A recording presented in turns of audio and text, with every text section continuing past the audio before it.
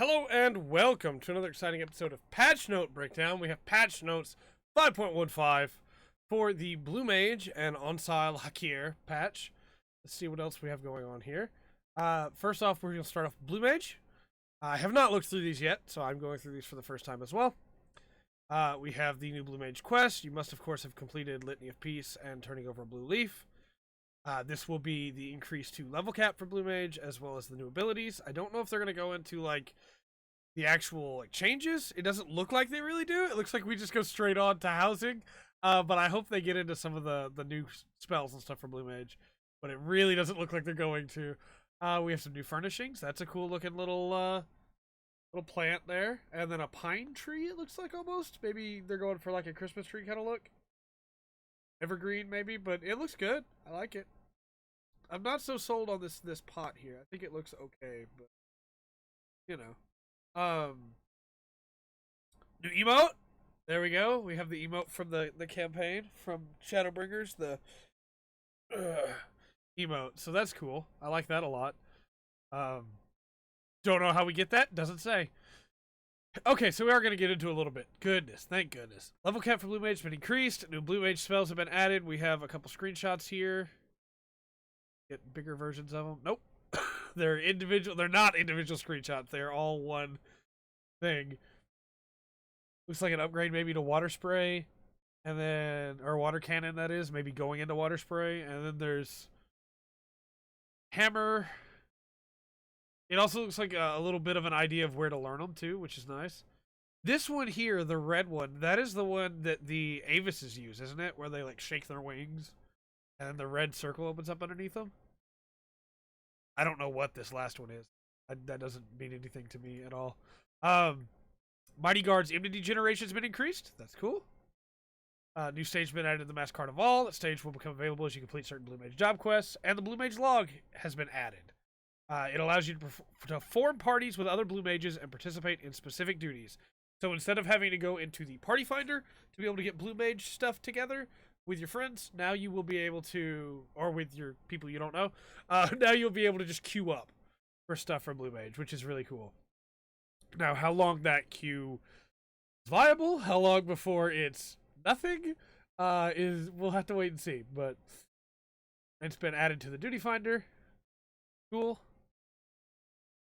With the requisite number of party members playing as Blue Mage, register for a duty with undersized party disabled. Upon entering the instance, a message will display confirming you meet the requirements of the log. Opening the Blue Mage log tab of the spellbook will display a list of available duties separated into 3 categories: dungeon, trials, and raids. Upon clearing these duties while meeting all duty requirements, they will be marked as complete. Completion of Blue Mage log entries will reward players with allied seals and gil. Greater rewards granted when completing duties for the first time. There you go. That's how you keep people playing. Seals, which is cool because you can get mount speed increases with those, and also mounts and gil, which is always useful. Weekly targets. Oh, you can also get pose from it. That's cool. Every week, certain Blue Mage log entries will be marked with a silver or gold star, designating them as weekly targets. The weekly reset as well. In addition to standard weekly targets marked with a silver star, there's also prime targets marked with a gold star. Prime target offers increased rewards. The difficulty is significantly higher. The duties selected as prime targets are not otherwise accessible via the Blue Mage log. Interesting. Okay. So you get 100 pose for a first time, 150 pose for a weekly target, as well as 200 allied seals and 3,000 gil. That's pretty good. 200 allied seals is like 2 weekly targets. If you do the prime target, you get 10,000 gil. That's a nice way to get a short little supply of 10k gil every week. That's not bad at all. 400 allied seals. I'm doing that every week now. And 300 pose, which is not, I mean, pose is pose. Nobody really uses pose anymore, but hey, it's pose.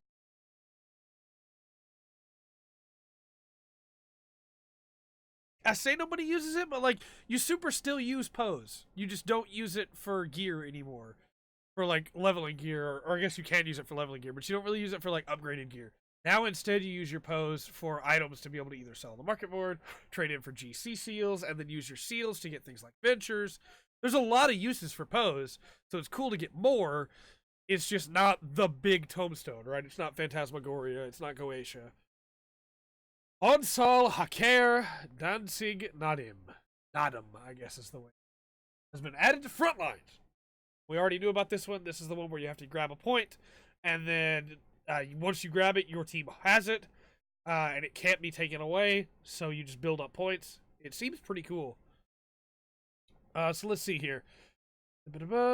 It's generally the same as those in Seal Rock. Teams still consist of 24 players in Alliance, allowing for a grand total of 72 players in a single battle. Battling to claim Ovus. Across the field of battle, there are sacred sites known as Ovus. By laying claim to these locations, players can increase their team's tactical rating over time. The first team to reach the required tactical rating will be declared the winner. The remaining teams will be ranked according to their respective ratings. Ovu states, in the course of battle, an Ovu will assume one of 4 states.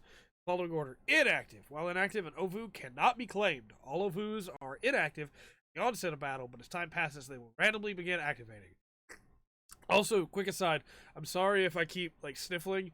I definitely have a cold, and I'm trying not to let it stop me. Activating. When an Ovu begins activating, a symbol will appear above it indicating the time remaining before it becomes active. The symbol will gradually take shape until it becomes complete, rendering the Ovu active. That's really cool. It's like a triangle that slowly fills. When an Ovu is active, players can claim it for their team. If you are attacked in the midst of laying claim, the process will be interrupted. Okay, so you still have to channel it. And then it's a active is where it's a sparking triangle. I say that because there are people that don't watch these, that just listen to them, that are at work or things like that. So just a heads up, that's what it's going to look like. When claimed Ovu, an Ovu gradually increases a team's tactical rating. A claimed Ovu cannot be seized by the opposition. However, after a certain amount of time has elapsed, it will revert to being inactive again. Claimed Ovu has the flag that you see in the Azim Steppe, the little horned flag, and then it has an actual banner below it, and then it also has the banner of whatever Grand Company you're. Ovu ranks. When Ovu begins activating, it will randomly be assigned a rank, B, A, or S. While higher ranked Ovus are rarer, they increase the team's tactical rating at a faster rate. The closer it is to the center of the battlefield, the greater the likelihood that an Ovu's rank will be high. So that's way better than Secure, because Secure is just random. You never know where it's going to be, the S rank or the A rank. The closer to the center of the battlefield, the higher a chance. That doesn't mean it won't still pop up outside, but a higher chance in the middle of the battlefield, which I think is way cooler. Rank B is the triangle, rank A is a square, a red square, and rank S is a gold or yellow pentagon. Changes during battle. As the battle progresses, the number of Ovus that can be simultaneously active will decrease. At the same time, the likelihood that they will activate at a higher rank will increase. Oh, that's cool. Engaging opposing teams. By defeating players from opposing teams, players can initiate or increase their tactical rating while at the same time decreasing that of the opposing team. So just like Secure. And the duties available in Daily Challenge. Wow. Cannot talk today. Daily Challenge Frontline have been changed. Before it was Secure, Seize, and Shatter. Now it will just be Danshik Nadam, which is really interesting to me because now you'll have to queue for Secure, Seize, Shatter. Whereas you're just going to go into the Nadam every time with Frontlines. But that's going to help the queue a lot, honestly, because it's not going to be 3 different instances. It's just going to be, hey, go. The only thing it's not going to help is people that specifically want to play Secure, Seize, and Shatter. But out of those 3, I hope this one's better, because I like PvP a lot. I really do. Shatter, I've become so tired of Shatter. Even though my gut's so helpful on it, for calling out where the next ice is going to be. Seize is just, it's okay. Secure, I like well enough. I like Secure, but I'm really hoping that I'm going to like the Nadam even more. And then, of course, as always, new items have been added, but they'll be listed at a later date. New recipes have been added and will be listed at a later date. The appearance of certain equipment obtained from the Alliance raid in the copied factory has been adjusted. Due to this adjustment, certain portions of the equipment will appear transparent. Interesting. These portions of the equipment will not appear transparent in certain conditions. I'm assuming that is with the Vieira and the 2B dress, where the little, shawl that was supposed to be in the chest area of the Vieira was just, turning to the same color as their flesh, and so you couldn't see it. I don't know if that was on purpose or what, but apparently they have adjusted it. The following crafter actions can now be used even when their effects are already active. Okay, the number of steps will be overwritten. There we go. That's nice. So if you have the GP to do it, but you don't, or the CP to do it, but you don't have, it's not gone yet, you can instead just override it now. Ingenuity, Innovation, Waste Not 2, and Final Appraisal. Then we have the new mounts. We saw this mount before. It looks really cool. I really want it. I hope it's not Lalafell exclusive. I don't know how to get it yet. I'm assuming it comes from the Natum. But it is a Dwarven mount from the looks of things, and it looks really cool. Powered armor. And then a new minion, Brute Justice. Gotta have it. Got to have it. I don't care how I get it. If it's Epic of Alexander Ultimate, I don't care. I have to have it. Then we have some system changes. New achievements and titles have been added. Of course, new Blue Mage achievements. These new achievements can be confirmed in the achievements window. To earn these achievements, all party members must be playing as a Blue Mage. Your party must have the requisite number of players for the duty. The undersized party option must be disabled, and the Silence Echo option must be enabled, so that you only can do it at eye level. Band together with your fellow adventurers to prove your mettle and mastery of blue magic. The renewal period for Mentor certification has ended. If you have not renewed, you will not be a Mentor anymore. It's too late now. But you can go get recertified at any time. Display of the version number at the bottom of the launcher has been adjusted so that it's now the correct one. We also have some resolved issues. An issue wherein the item level of Hydados replica weapons was incorrect. An issue when using the market board wherein the remove from favorites command failed to remove the selected items from the favorites list. An issue in the trial Thorn March Hard wherein the duty could not be completed under certain circumstances. I have seen that bug. So what happens in at least the version of the bug that I saw, I don't know if there's more than one, but what happens is that you take out all of the minions, all of the Moglets, except for the warrior and the paladin, and you then begin attacking Mooglebog, because at that point, you've left the other two alive so he doesn't do his big raid wide, but his buffs are all gone for the most part. And then you get him to like 10%, and even though they're still there, he does the raid wide anyway, and it's like crit damage. You cannot survive it. It's really unfortunate. So hopefully that has been fixed with that, if that is the version of the bug they're talking about.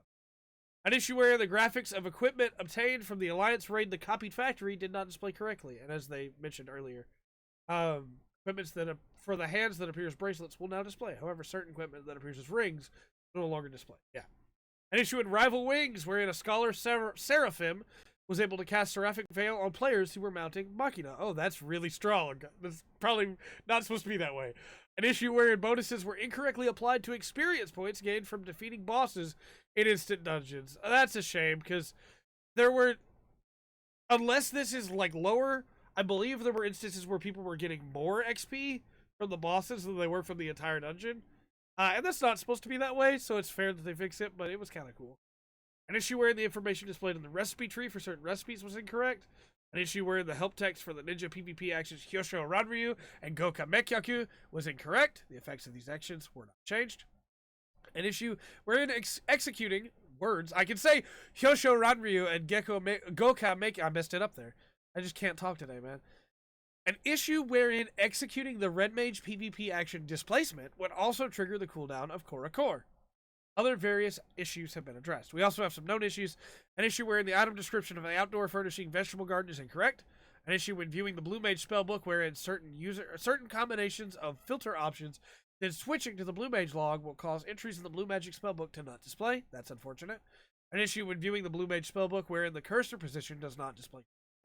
An issue wherein the status effect granted by certain Blue Mage spells persist even after logging out of the game.